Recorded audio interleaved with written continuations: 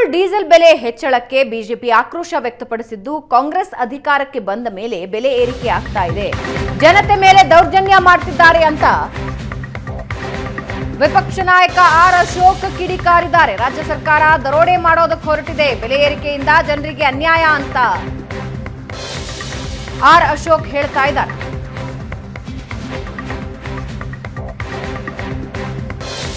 ಬೆಲೆ ಏರಿಕೆಯಿಂದ ಜನರಿಗೆ ಅನ್ಯಾಯ ಆಗುತ್ತೆ ಅಂತ ಸಿಎಂ ಹೇಳಿದ್ರು. 15 ಬಾರಿ ಬಜೆಟ್ ಮಂಡಿಸಿದ್ದು ಯಾವ ಪುರುಷಾರ್ಥಕ್ಕೆ ಅಂತ ಪ್ರಶ್ನಿಸ್ತಾ ಇದ್ದಾರೆ. ಕಳೆದ 1 ವರ್ಷ 1 ತಿಂಗಳಲ್ಲಿ ಎಲ್ಲ ರೀತಿಯಾದಂಥ ಬೆಲೆ ಏರಿಕೆಯ ಭಾಗ್ಯಗಳನ್ನು ಕೊಟ್ಟಿದೆ. ಹಾಲಿನ ಬೆಲೆ ಜಾಸ್ತಿ ಮಾಡಿದ್ರು, ಆಲ್ಕೋಹಾಲ್ ಬೆಲೆ ಕ್ವಾರ್ಟರ್ಗೆ 50 ರೂಪಾಯಿ ಜಾಸ್ತಿ ಮಾಡಿದ್ರು, ಸ್ಟ್ಯಾಂಪ್ ಡ್ಯೂಟಿ ಜಾಸ್ತಿ ಮಾಡಿದ್ರು, ಗೈಡೆನ್ಸ್ ವ್ಯಾಲ್ಯೂ ಯಾರು ಮನೆಗಳನ್ನು ಸಣ್ಣ ಮನೆ ಕೊಂಡ್ಕೊಬೇಕಾದ್ರೂ ಗೈಡೆನ್ಸ್ ವ್ಯಾಲ್ಯೂ ಜಾಸ್ತಿ ಮಾಡಿದ್ರು, ಮನೆ ತೆರಿಗೆಯನ್ನು ಜಾಸ್ತಿ ಮಾಡಿದ್ರು, ಎಲೆಕ್ಟ್ರಿಕ್ ಚಾರ್ಜಸ್ ಅನ್ನ ಜಾಸ್ತಿ ಮಾಡಿದ್ರು. ಈಗ ಕೊನೆಯದಾಗಿ ದೊಡ್ಡ ಮೊತ್ತ ಸುಮಾರು 3 ರಿಂದ 4 ಸಾವಿರ ಕೋಟಿ ವರ್ಷಕ್ಕೆ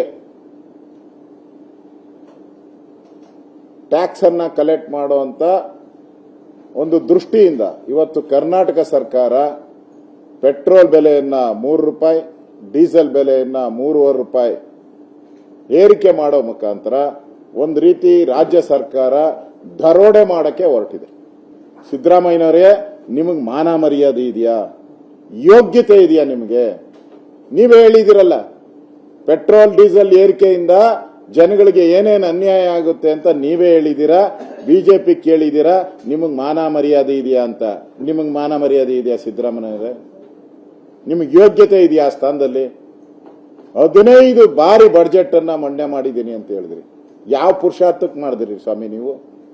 ಪಾಪ ರಾವುಟ್ ಇದೆಯಲ್ಲ.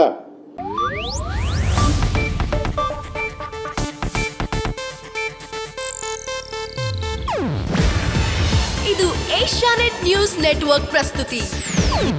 ನೀವು ನೋಡ್ತಿದ್ದೀರಾ ಏಷ್ಯಾನೆಟ್ ಸುವರ್ಣ ನ್ಯೂಸ್.